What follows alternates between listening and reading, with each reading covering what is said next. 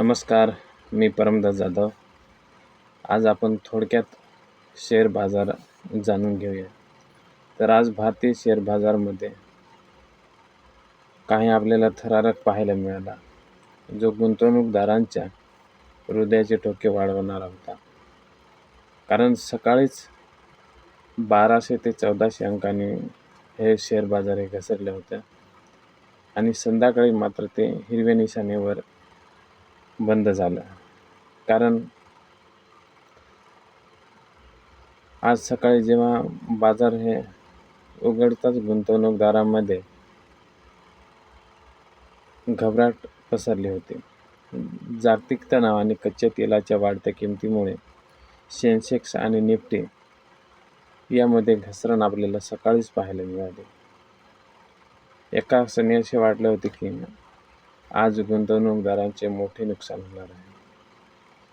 परंतु दुपारनंतर मात्र चित्र पलटले आणि IT सेक्टरमध्ये दिग्गज कंपन्या जसे की HCL,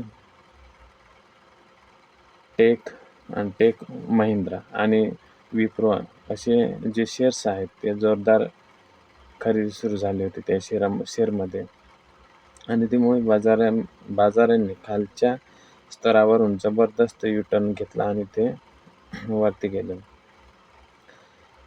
तर निफ्टी मात्र 22,713 वर बंद झालं. त्याच्यात 33.70 अंकांनी वाढ झालेली आहे.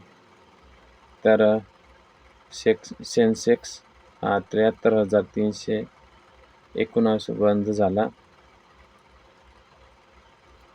मात्र त्याच्यात 185 अंकांनी वाढ झाली.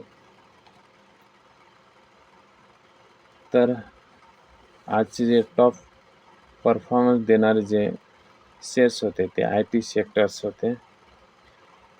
तर दुसरीकडे एशियन पेंट आणि आयरन मोटरसारख्या ज्या शेअर्समध्ये विक्रीचा दबाव दिसून आला. विशेषतः म्हणजे आजची जी रिकव्हरी गुंतवणूकदारांना एक मोठा दिलासा मिळालेला आहे. गुंतवणूकदारांसाठी एक महत्त्वाचे म्हणजे असं की उद्या गुड फ्रायडे आहे. तर उद्या हे शेअर बाजार हे बंद राहणार आहे.